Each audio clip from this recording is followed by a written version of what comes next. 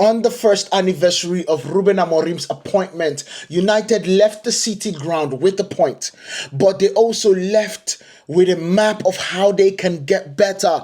They also left with a map of how to fix the situation. This 2-2 draw with Casemiro, Amad Diallo, Gibbs White and Savonia told us about the trajectory of Manchester United's project and how Ruben Amorim could absolutely succeed in this situation. So this is 5 things we learned after Manchester United got to the City ground and took out a point where they could have taken 3, but that is something that we are going to talk about in the future. So make sure you guys lock in, hit that subscribe button, hit that follow button, because this is a big one and we are going to get active in the comment section. So whenever you guys text, I made it a point that we are always going to reply and we are always going to have a conversation. So let's get this party started. First things we learned after Manchester United, and this is from the point of view of how can Manchester United get better. Ruben Amorim's structural DNA is visible, but it still needs muscle, which basically feels like consistency to me. It still needs that consistency. So what did I see in this game? United's early phases displayed Ruben Amorim's preferred shape. It was crystal clear. We could see it from afar. Controlled build-up, compactness through the central 3, and vertical triggers to wide attackers. That structure created several sustained sequences before halftime. You understand? And the key thing in this is, whenever you guys see me looking here, is just making sure that I can get the right words to actually talk about the situation. Because what we saw from Ruben Amorim's team is that the midfield has this uncanny ability to continue switching play. I saw a switch of play from Casemiro that my jaw dropped and I was like, my goodness, if we can do this every single day. In that first half, the way we pinned back Nico Williams and Savona, the way we pin them back with those diagonal passes, we can do this to every single team if we just have the consistency to do those things right. Now, why does this matter for the rebuild? The blueprint is crystal clear. Short progressive passes from the back, rapid midfield rotation, and late arrivals into the box.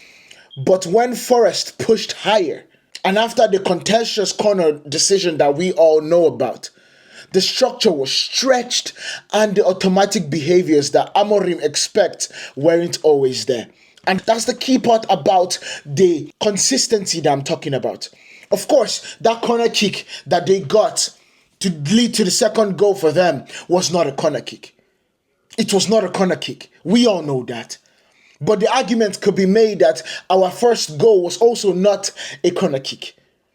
So I'm not using that as an excuse, but I'm using it as an opportunity to understand that the back post is becoming a problem. And not because of Amad or not because of Diego Dalot, but because when you're playing in this system, the defense, the wing back also have to be very switched on when it comes to their defensive duties as when it comes to their attacking duties. Don't get me wrong, I know that they are great going forward and they are doing really well going forward. Amad is one of the best wing backs we have seen in the Premier League. But defensively, we can't make Amad any taller. We can't stretch him out to make sure that he's 5 inches taller or stronger for him to be able to attack Morgan Gibbs-White in that situation. We can't do that.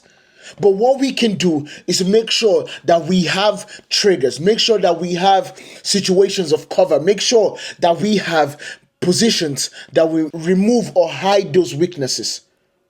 That's definitely one thing that we can do. Second point in this situation is the game state management in immediate lesson. This right here is something that Ruben Amorim has to do. It has to be protecting the identity when ahead. We need to be able to protect a lead. United led from Casemiro's goal in the first half. Of course, it was a controversial corner. I'm not even going to say that anymore. But in the second half, Forest struck twice in 2 minutes. Right there is a problem. That right there is coming out of the dressing room not switched on. Amorim's team relied on control aggression. That's one thing that we know how to do, pressing triggers and compact recovery.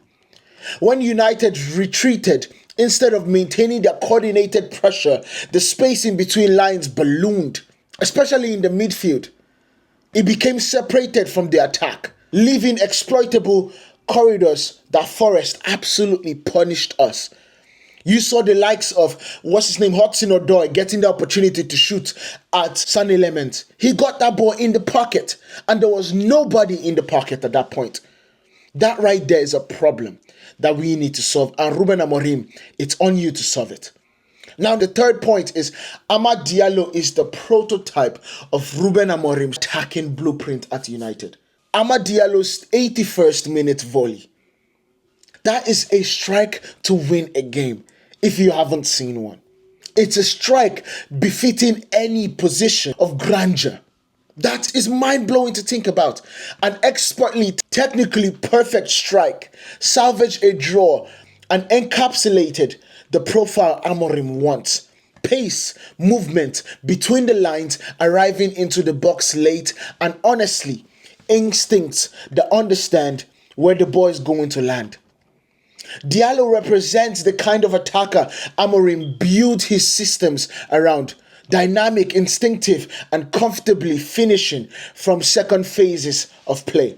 In the squad, still learning patterns, those individual traits come match defining for Manchester United. Points, transitional control, defensive automation. We need to be better at this. We need to absolutely be better at this. Forest out-created United on the day. The understats XG was Forest was 1.55, United were not 0.92, and produced more deep entries showing that United were being tested in transition more than they were imposing themselves. That right there is what makes us understand that this game was not just a situation of us dropping 2 points. We let them back into the game in the second half. We let them take hold of the game, and that right there is a problem that Amorim needs to solve. But the good thing though is that we are seeing progress. We are seeing progress. There's a resilient fire about them that they do not want to give up the game. Amorim's system needs automatic triggers in transition, coordinated press thresholds, staggered retreat lines, and compact rest defense. It is needed. It's absolutely needed. United still register manual reactions. When the ball is lost, the team recovery shape is inconsistent, and the fullback and pivots can be left isolated. That is a problem. When our fullbacks, our wingbacks are left isolated, it's a problem because we do not have fullbacks that can handle being left isolated. Amad cannot do that. Diallo cannot do that by himself. So we need a covering. We need cover for those situations. And last but not least, the fifth point, the draw is a progress marker. Data and substitution choices point to long-term growth and not collapse. The late substitution and the tempo tweaks, Diallo's finish show a team learning to influence games late. While the XG and chance building show United are producing improved attacking sequences even away from Old Trafford, United extended a positive run and occupy higher table spots after the result. Now, why does this matter for Ruben Amorim? Rebuilds are measured in patterns. Patterns becoming consistent. The scoreboard says draw. The process says progress in this situation. Amorim is now collecting game-level data, mental cohesion, and set-piece discipline. We are seeing that as we go on. Transitional automation is definitely going to be a key thing for us. That will define the next transfer window and training circles. One thing is for sure. On Amorim's anniversary at United, We saw a project's DNA, promising systems, intimate clutch moment, and a clear set of repairs to make. We have seen it. It's crystal clear to me. That is how you build something big. Ruben Amorim is coming out and building something really big that I cannot wait for us to see. It is going to be great, and I cannot wait for it. Let's see what goes on. Ruben Amorim taking Manchester United to the next level. I'll see you guys in the next one. So let's get active down in the comments. Make sure that every single thing we can talk about it. We reply to most of the comments, or if not all. So make sure you guys get active. Do not forget to hit that subscribe button, turn on your notifications, and I'll see you guys in the next one. Peace.